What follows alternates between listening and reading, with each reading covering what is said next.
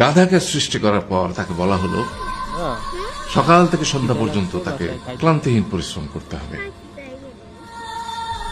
সারা জীবন তাকে পিঠে ভারী বোঝা বইতে হবে, খেতে পাবে শুধু ঘাস, আর তার মাথায় কোনো বুদ্ধি থাকবে না। তার আয়ু হবে 50 বছর। গাধা করজোড়ে সৃষ্টিকর্তাকে বলল, আমি এত বছর বাঁচতে চাই না, আমাকে 20 বছর আয়ু দেওয়া হোক। সৃষ্টিকর্তা সেটাই মঞ্জুর করলেন।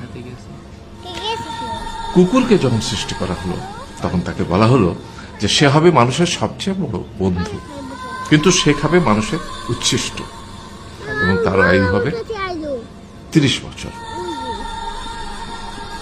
কুকুর সৃষ্টিকর্তাকে বললো, আমি এত বছর বাঁচতে চাই না, আমাকে 15 বছর আয়ু দেওয়া হবে। সেটাই মঞ্জুর করা হলো। এরপর বানরকে বলা হলো, তুমি শুধু গাছের এ ডাল থেকে ও ডালে ঝুল খাবে এবং নানান রকম ফন্দি ফিকির করে মানুষকে আনন্দ দিবে, তোমার আয়ু হবে 20 বছর। বানর বলল, আমি 20 বছর বাঁচতে চাই না, আমাকে 10 বছর দেওয়া হবে। সেটাই মঞ্জুর করা হলো। এবার এলো পুরুষ মানুষ। তাকে বলা হলো যে তুমি হলে প্রাণীকুলের মধ্যে সবচেয়ে বিচক্ষণ এবং বুদ্ধিমান, সেই জন্য তোমাকে প্রাণীদের শিরোমণি করা হলো এবং তোমার আয়ু হবে 20 বছর।